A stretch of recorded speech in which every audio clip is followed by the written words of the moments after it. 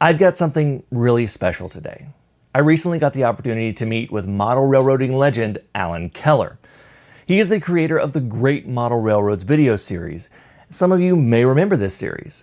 I visited his home and he gave me a tour of his model railroad.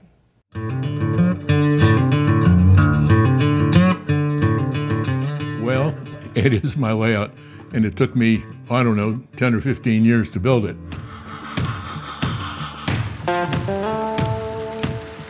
I did it all myself. It's about 30 by 44 feet and fully scenic. Everything is done, has been done for 15, 16 years.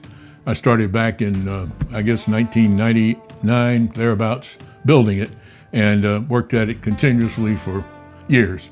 And this is the final result.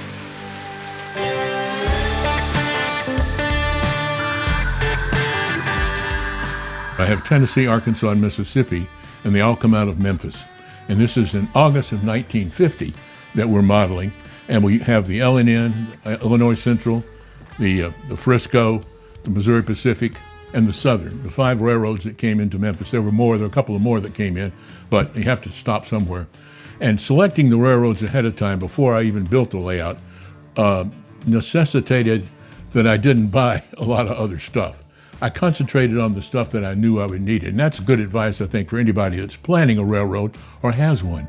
Only buy stuff that you can use on your railroad.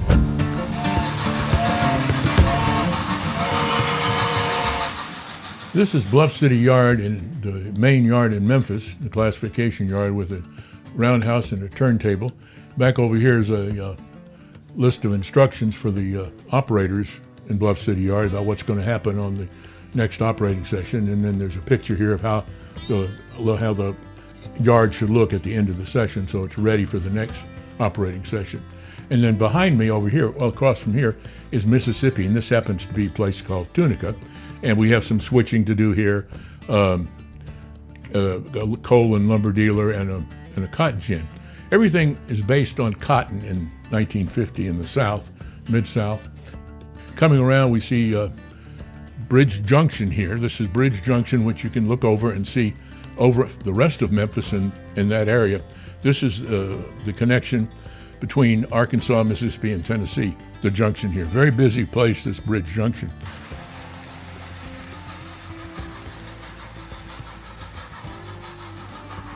Track continues out here over Mississippi River into Arkansas, which we'll show more of in a minute. But over here on the left side of the camera is another Mississippi town, which we'll go to right now. This is the big house here, planter's house, and then the sharecroppers' houses.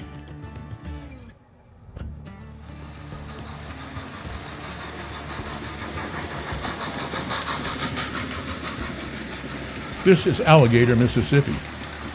A little bit here to do, some switching, a team track. We have a grain dealer, an auto repair place, auto parts place rather, and a dock for the cotton, plus houses and some stores.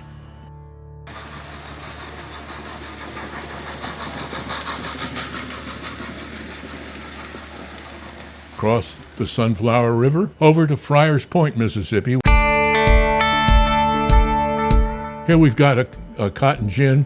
We have a canning place here, Famed Canning Company. We have a team track. We have service facility here for the locomotives.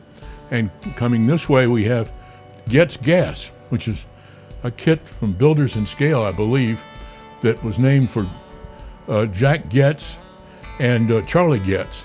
Coming around the corner here, we have Harris Stave and another place to switch. Can get very involved, and then if we continue on Mississippi, we run into Greenville, Mississippi, back behind the camera now, and that's our staging yard. Continuing from Arkansas here, this is Briar Ark, Arkansas. There's a little bit of work to do, a cotton press here, United Paint Company, Gulf Oil, and Foley Furniture back there.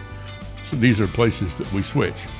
Continuing around the peninsula here in Arkansas, we come to the main town in the Arkansas Peninsula, West Memphis, Arkansas.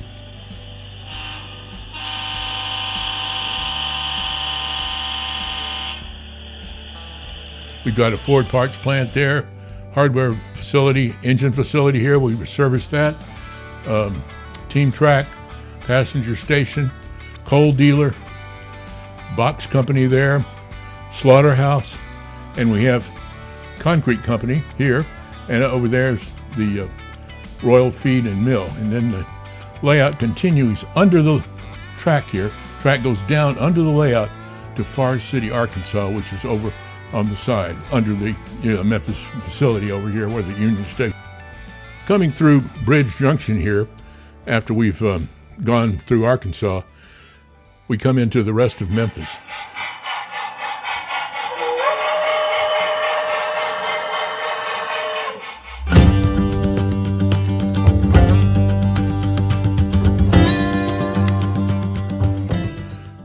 Coach yard here, where we drop cars off and pick up cars. It's not really big enough to do what needs to be done, but it's all we could get space-wise. Then they have the freight house here in Memphis, and back in the back is the scene, downtown Memphis.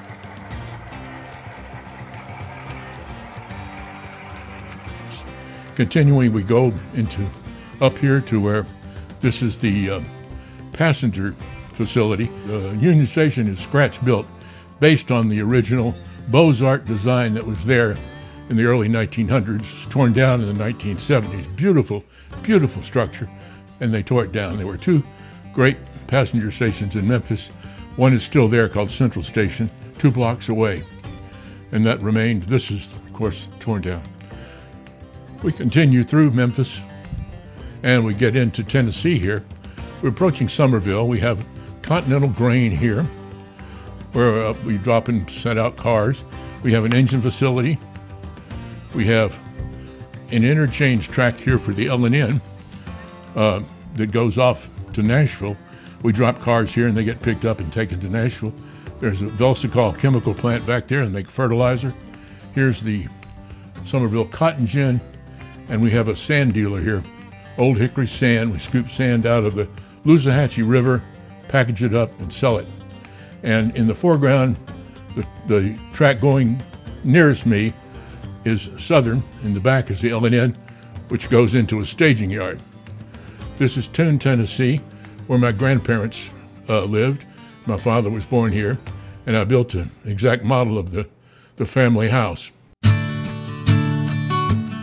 There's a team track here, Keller Gin. My grandfather owned a gin.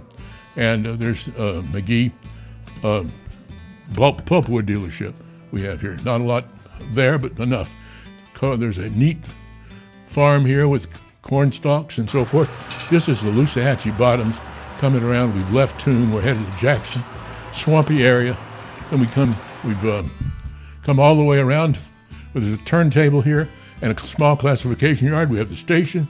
We have a freight house where we drop and set out, engine service facility.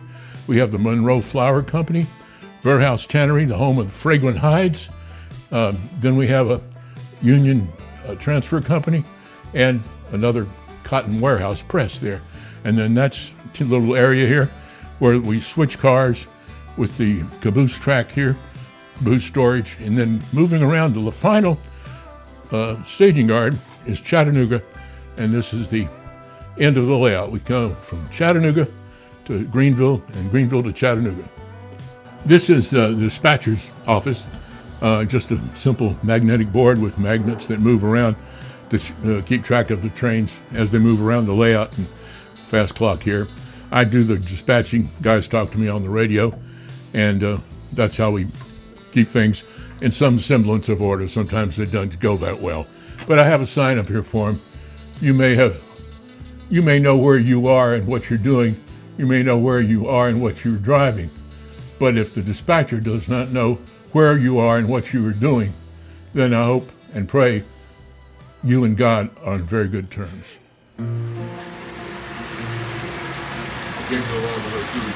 I got an American flag set when I was about 5 years old. And I enjoyed that immensely. And then I fiddled with that for a while. And then I tore it out, and my father had put it on a board for me and added some stuff and so forth. And I tore all that out. He was mortified that I'd done that because I wanted to go to HO.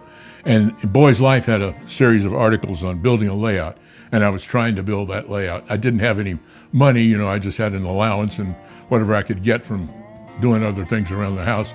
And so I would save money and buy switches or this or that of buildings, and this was all brass track and fiber ties, and it was horrible. Layout was terrible. And that kind of got me going. And then I always knew I liked to build scenes and create something, you know, a story. When I got into the service, I had time because I was going to school 6 hours a day in the service, and I had the rest of the time to work on models. And so I went into a hobby shop and bought a Ulrich stock car, first kit I ever built, and didn't have any tools hardly. Just, you know, what I had, and put it together, and I still have it. And then from there, it just grew to this.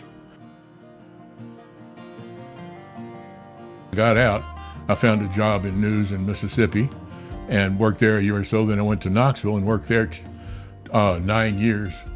And when I left there, I was a news director.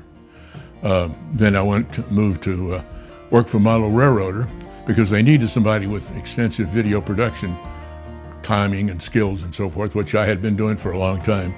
Had a lot of fun, and we worked at his editing suite. He had an editing suite there, and I was able to take that information, use it at Hopewell, and came up with the first 4 volumes, 1, 2, 3, and 4. And then when I went out on my own, I started adding to it. I knew there was a market for it, and I knew I could do the job, and I was very successful at doing it. And I enjoyed it immensely. It was great fun. I saw the best layouts in the country. Oh, and I got spoiled.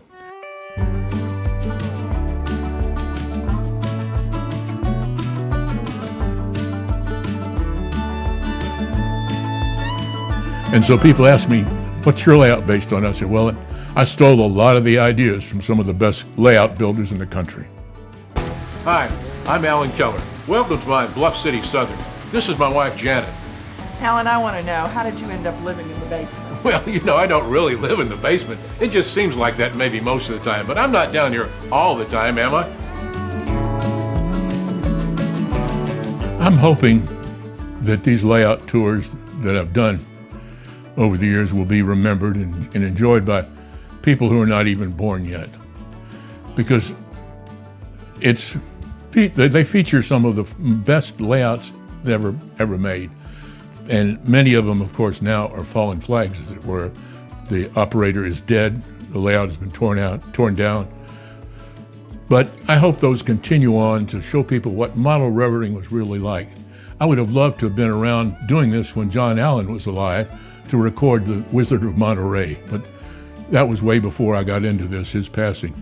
But that's the kind of thing I'm hoping we can continue with this, and this goes on forever. These videos are out there for people to see and learn from some of the great model railroads in the world. When I say that this was a surreal experience in meeting Alan Keller and touring his model railroad, I really mean it. Him and I are teaming up to get his Great Model Railroad series on YouTube for everyone to watch for free, and I'm actually going to release a completely separate video on that tomorrow as a big announcement video for that whole process. And if that video is out, you can check that out right here. Thank you all so much for watching. Until next time, I'm Jimmy from the DIY and Digital. Stay safe, be kind, and happy railroading.